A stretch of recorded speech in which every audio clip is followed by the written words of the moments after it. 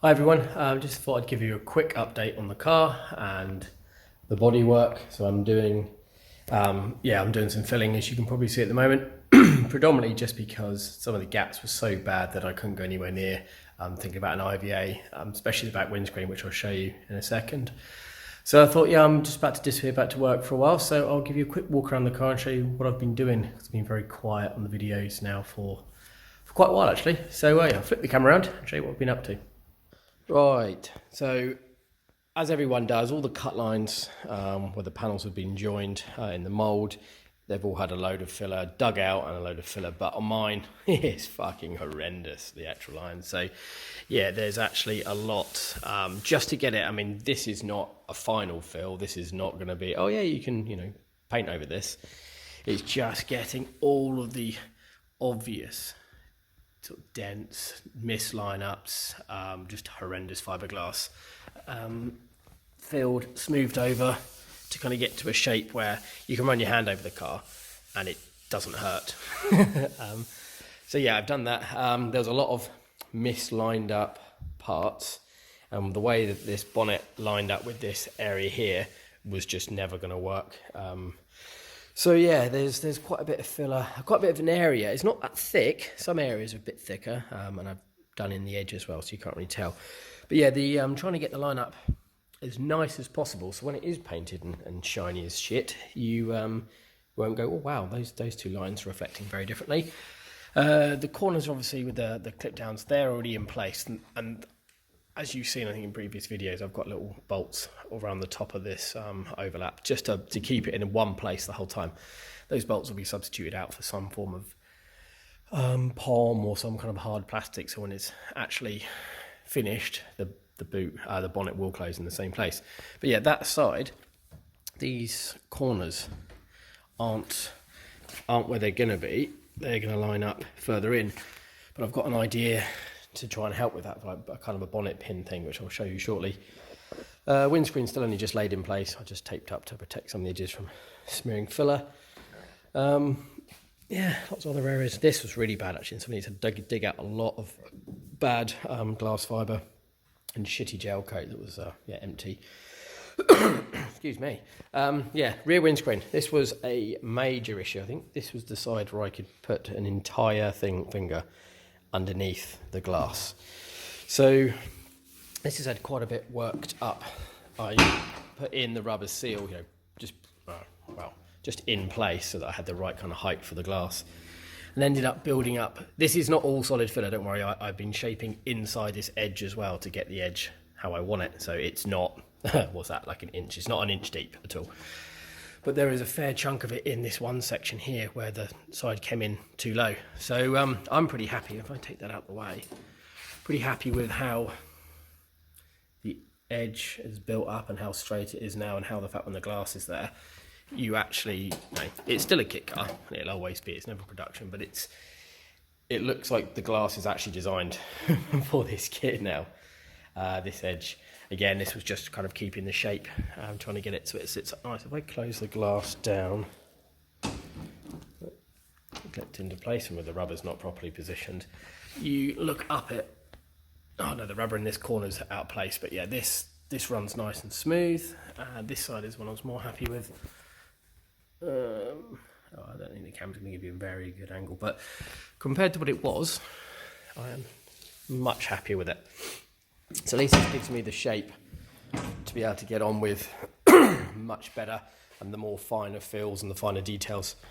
Again, yeah, just cut lines in and around here, a bit on the line up on the top of the bonnet there, because this one was a bit proud and you couldn't take it down because of the thickness of the fiberglass, so then blended that in there.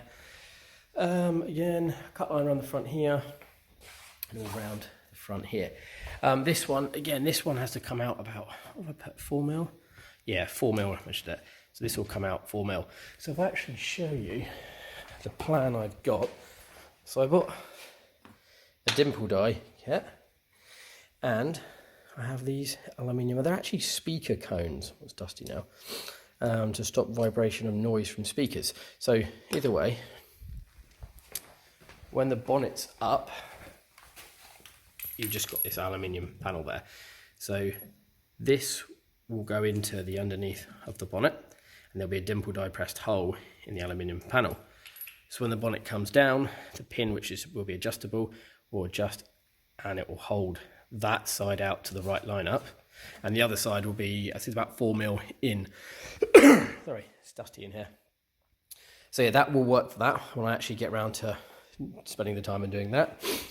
And again, the bonnet edge, because what was delivered was a shit gap that varied. I think I had 12mm at some places, down to touching. So I've been trying to touch up the edge and then shape it and touch it up to get it nice and straight to the point where I can now work with a, I'll pick a gap width and I'll put some, I've got this sticky back, 220, and I shall shape that probably with a nice long strip of aluminium to keep it a nice straight. I'll probably go for a gap of about 3 to 4mm finally, but we'll see how it transpires. And on the inside, I think on Instagram I've showed this, that I finally painted the dash just with the rattle can, just to see what it was going to look like in matte black. I know the sun's in front of me, it's hard to see. And I put the little labels on the stickers, on the switches, the front fog lights, which I'm not having in front of the air out there, so I'll blank those. But everything works now. It's the rear fogs, that was the big issue that I had. That's why everything came to bits. Otherwise, yeah, the interior hasn't changed that much. I mean, it looks like a massive change by now having it painted black. So yeah, I feel good about it. So that's kind of what I've been doing. But because it's been decent weather, I spent a bit of time actually having some fun, going fishing and going out. So yeah, there hasn't been a lot of forward movement on videos for the car. Okay, so this is going to be the second part of the same video, and I really should have posted the last video, and it's been months. But, you know, got a life, got in the way. I've actually been doing stuff to the car. I didn't think anyone was really that interested in me just sanding and doing a bit more shaping.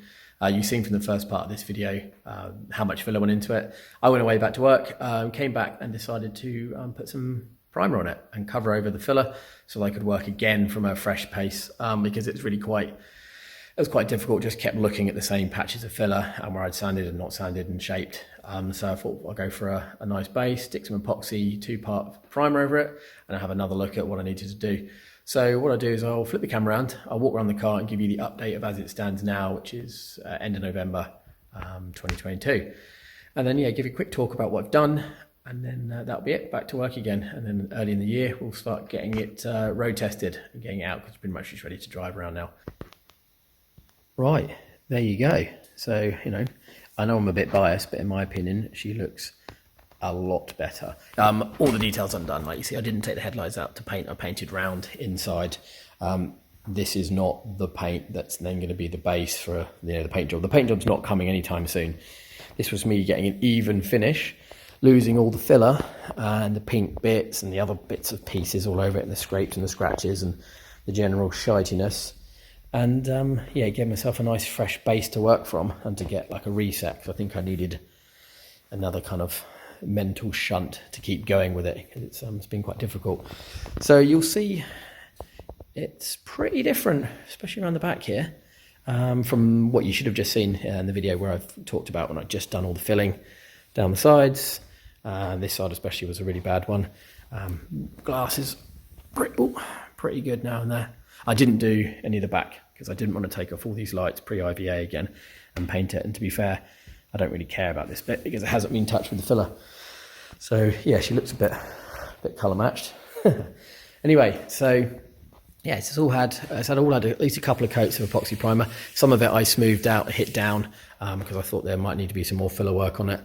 But to be fair, there isn't any major filler work. There will be plenty of little bits and pieces, corners, edges, and bit of it's when it gets towards the paint. But like I said, this is not prep for paint. This is just, it will be still stay there, and it will get mostly hit back and flatted off. But yeah, it's as the roller left it, so you can hear, versus some places where I'd done some sanding. So yeah, the good thing is that the rear windscreen actually closes.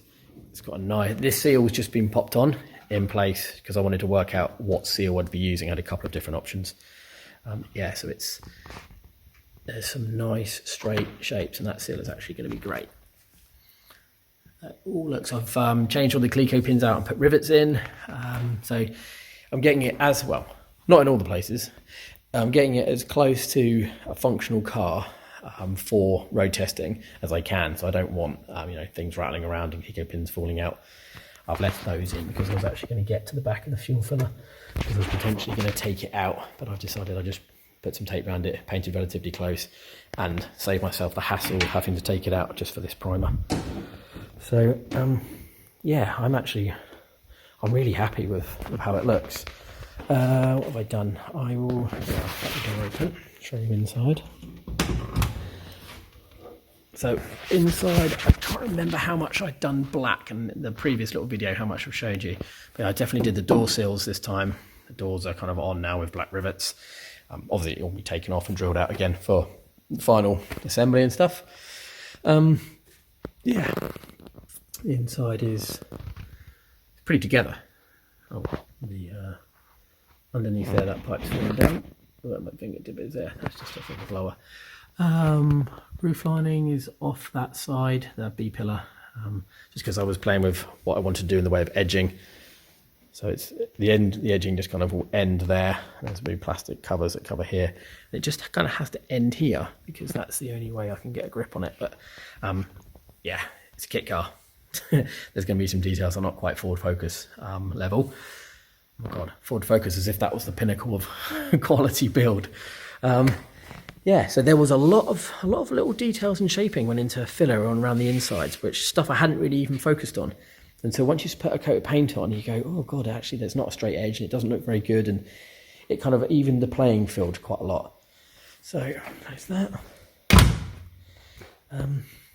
Yeah, I think I'll stop the camera and I'll pop the bonnet and I'll show you what I've done with the bonnet, because I did quite a lot of work under there. Right, so bonnet's not a one-handed job, which is I had to put the phone down. So I had the bonnet off completely.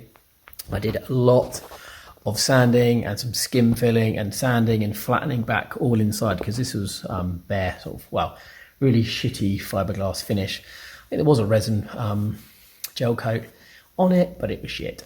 So yeah, smoothed it back a lot and gave it a coat of the primer as well to even up everything, because I ideally want this, hang on, step back a bit.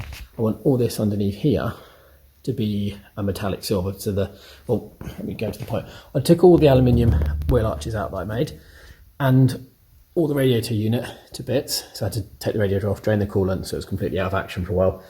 All of the aluminium, that's a better one to look at, has been cleaned or sanded, reshaped some of the edges which were a little bit rough, primed, and then rattle can job I did on it with an aluminium colour.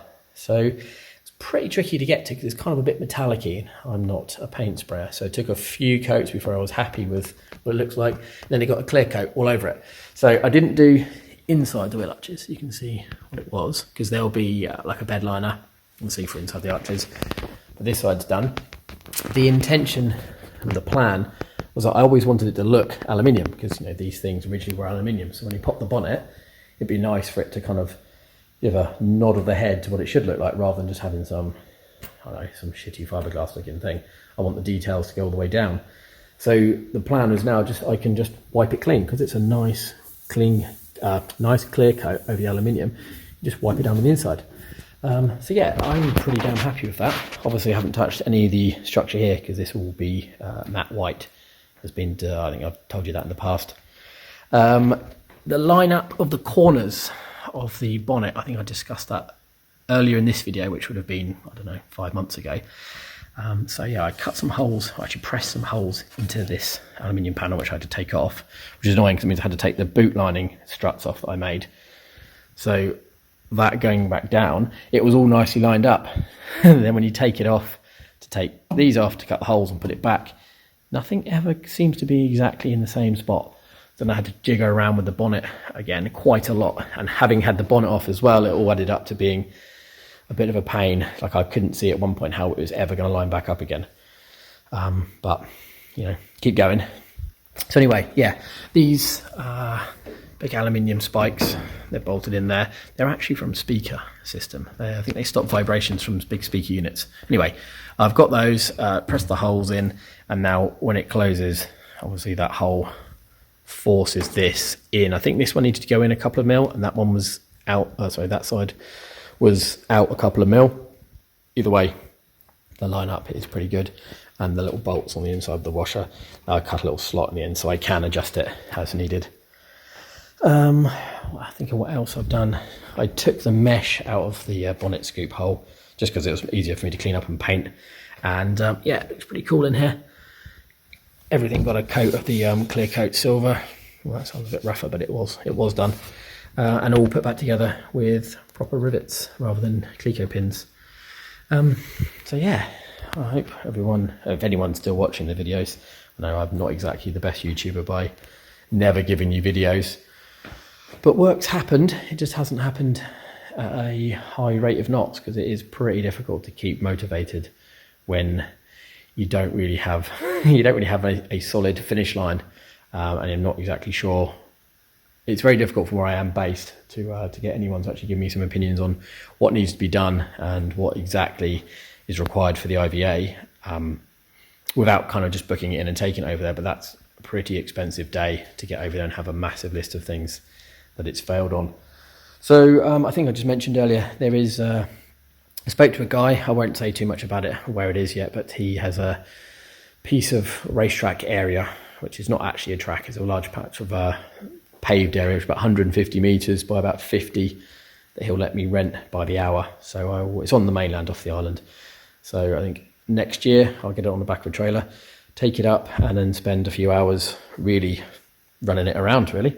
Put some miles on it, get it hot, bed the brakes in, see what I break. That's kind of the plan there, and get it to run. And then from that, I can then see what I need to work on. And then I'll start looking at getting an IVA date booked in, maybe drive it, ensure the VIN number, drive it to an MOT, have some basic adjustments done with those, so handbrake effect, and just have a professional look over it, and then take it to the IVA, and then get them to give me the list of failures.